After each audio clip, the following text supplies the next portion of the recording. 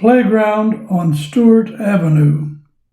I remember when there was a supervised playground with slides and swings and sandboxes centrally located in West Side along Stewart Avenue, just east of Turnpike Avenue. It was surrounded by an 8-foot-high wire fence, and the gate was kept locked at night as lighting for the playground was deemed to be too expensive. Most kids were accompanied by their moms, who could then socialize with other adults and minimize child conflicts. I believe this playground was closed during the early portion of World War II. Squire Neal. I remember when a knowledgeable and understanding man named Renwick Paul Neal issued decisions from the lowest office of the court system in Clearfield. He was elected many times by the local voters to his job as Justice of the Peace, now known as District Justice.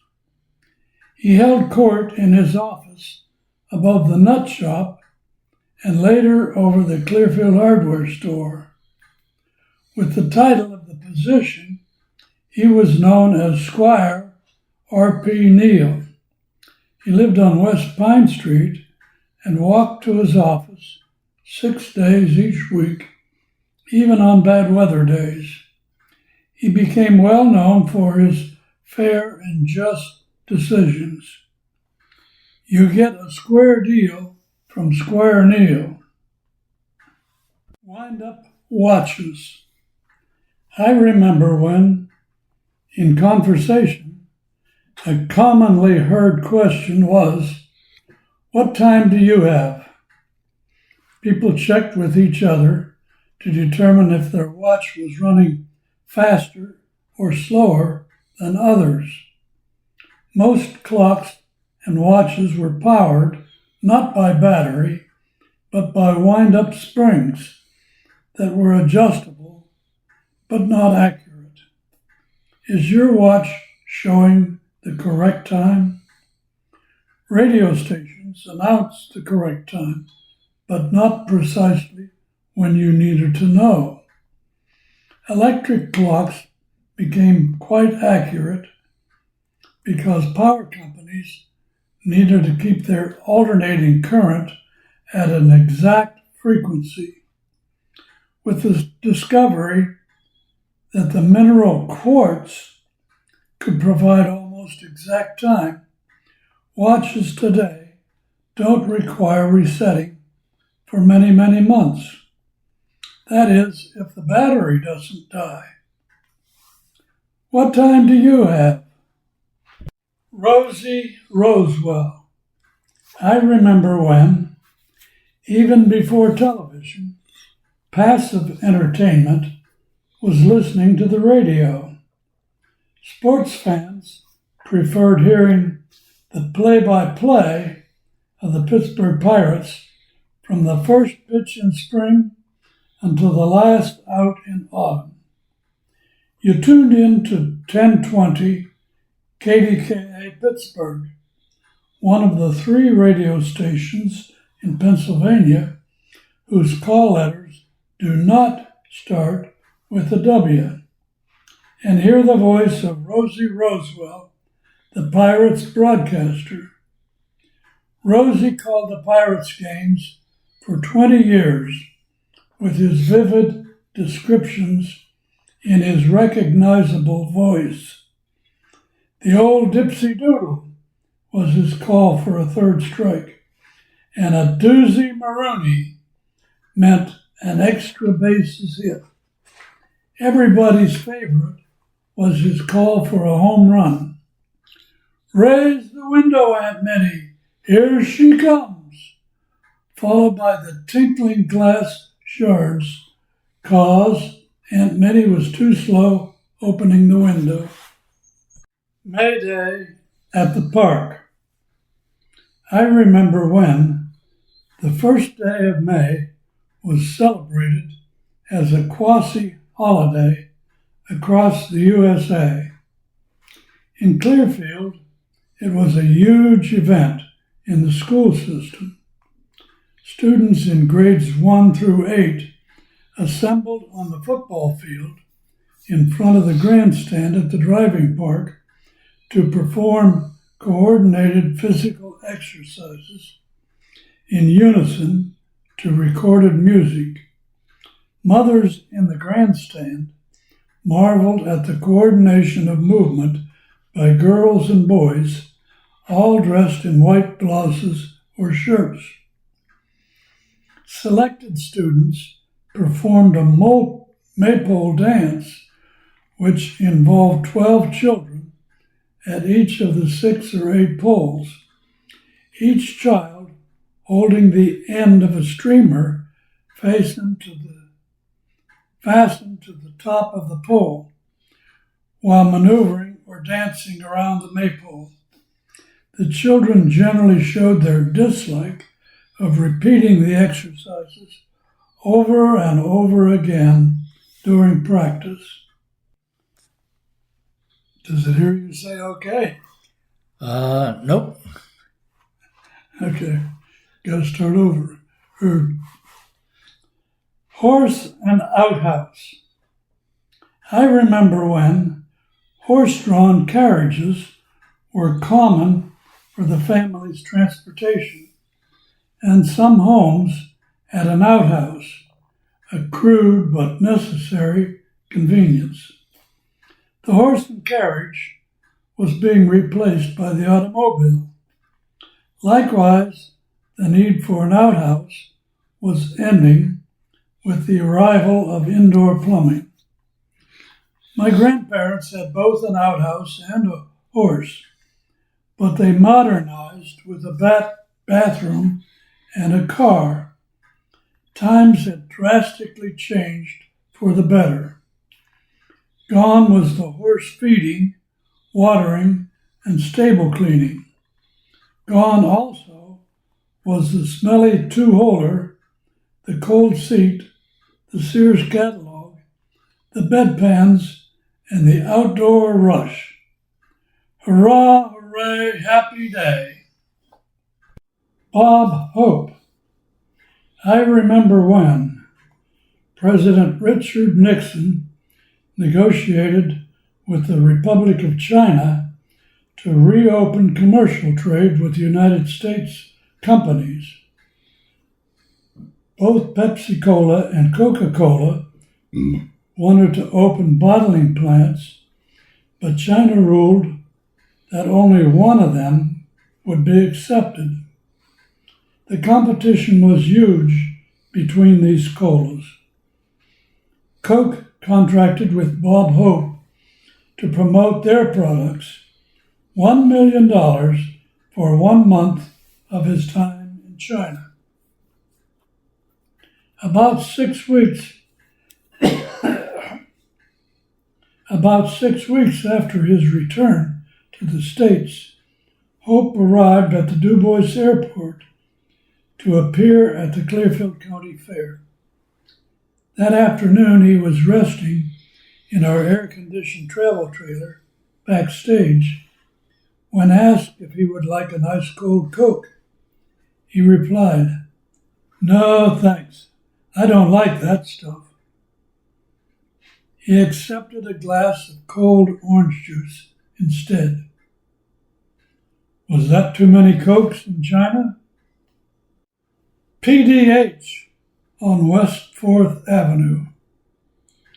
I remember when the Pennsylvania Department of Highways District 2 office was located in a 2-story buff brick building on Northwest 4th Avenue.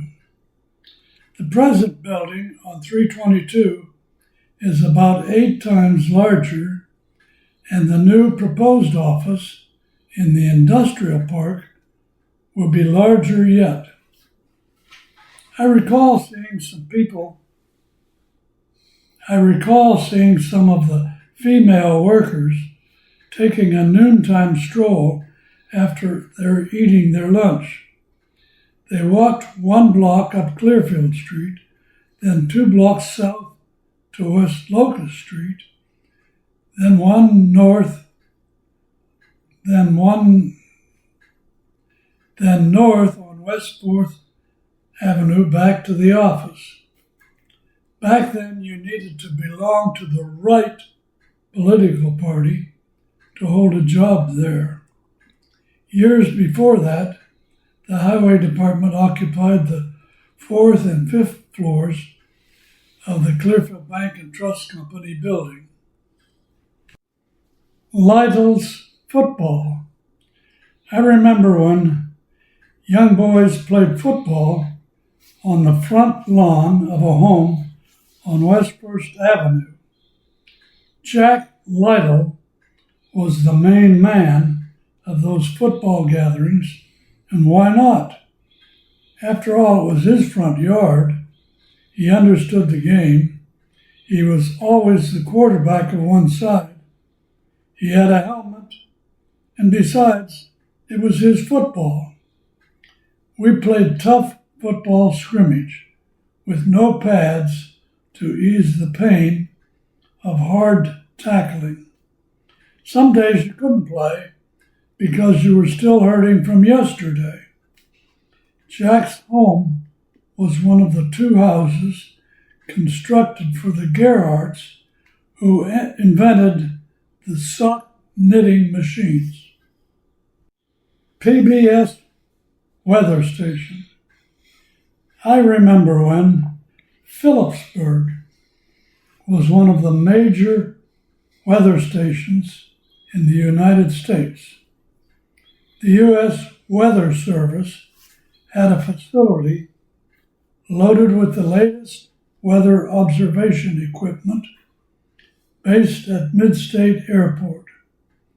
It was located there to observe the well-known bad weather flying conditions in the area. Observers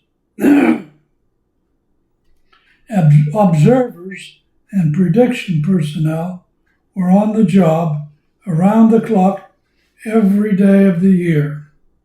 Readings were made and recorded hourly, and predictions were upgraded every 6 hours. Sometimes Phillipsburg reported the coldest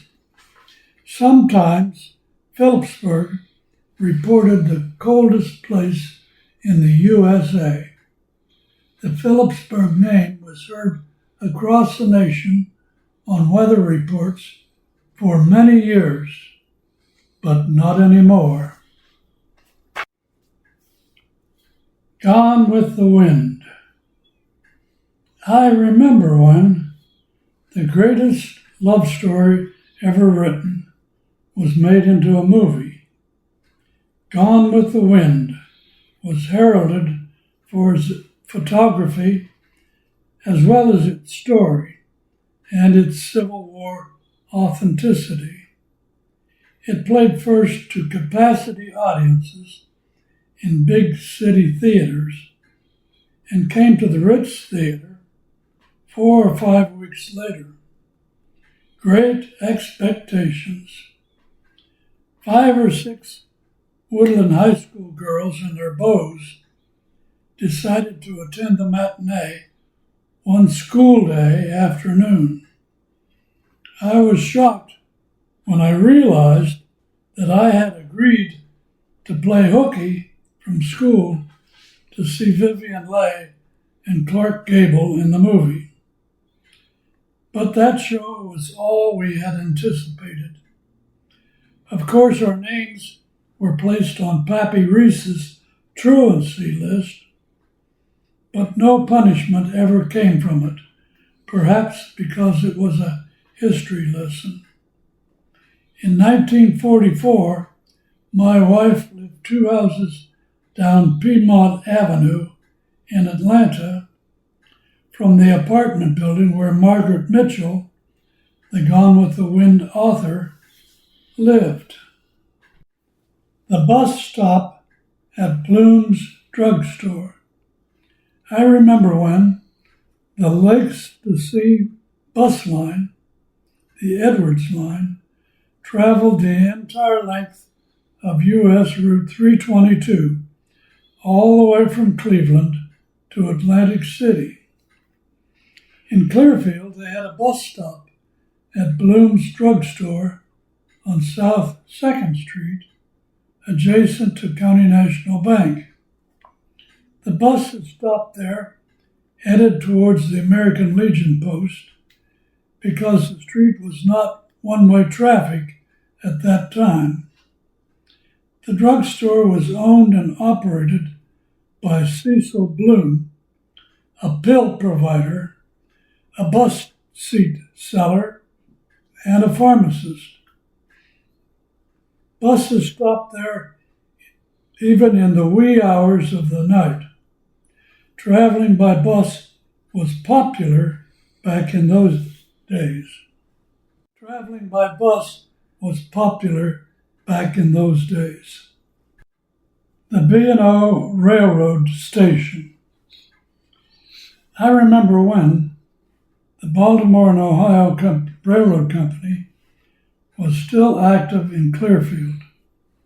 The rail line came down the Anderson Creek Valley from the Rockton-Dubois area to Curwensville and then on to Clearfield. On weekdays, the train from Dubois dropped one incoming freight car at the B&O station at West Market Street, then continued down William Street, pulling 6 to 15 cars to be transferred to the New York Central Railroad at its yard across the Susquehanna River. The return trip to Dubois was similar. The B&O freight station was operated by its agent, Mr. Holden, who used Morse code telegraph more than he used the telephone. The New York Central Railroad did not have any rail line from their yard up to Curwensville, so their traffic moved over the B&O line between Clearfield and Arnoldtown. The demurrage B&O received for this haulage right allowed them to keep the ties and rails of that line in good condition until the merger. No, I'm not ready yet. Okay. Catholic Daughters Meeting Room. I remember when the Catholic Daughters of America occupied a third-floor space for their meetings above the Wolf Furniture Store on South 3rd Street. Once you climbed the steps, there were several entrances into the meeting room. The doors were never locked, indicating no concern for security back then. 3 walls were lined with beautiful white wicker or cane settees for member seating. The 4th wall was set up with seating for the officers. Hung on the walls were huge paintings of Western decor, horses and cowboys. This artwork was created by the hands of the building custodian, a Mr. Peter Riley. I wonder where is all of this wonderful artwork today. Airmail route guide. Start over. Airmail route guidelights. I remember when airmail routes were first established. The route from New York City to Cleveland and Chicago passed over our town of Clearfield. The route was marked with revolving beacon lights for flying the mail at night. Many of the lights were mounted on top of Forestry Department fire towers, which were located on high ground for better visibility. The lights flashed white 3 times and then red or green once. Green if the light was at an airport and red if not. Beacon lights in our area were seen at Bellefonte, Schuylertown, Bigler, Hillsdale, Greenwood, near Clearfield, Luthersburg, and Brookville. On clear nights, some people could see the flashes of light shine through a window onto their bedroom wall.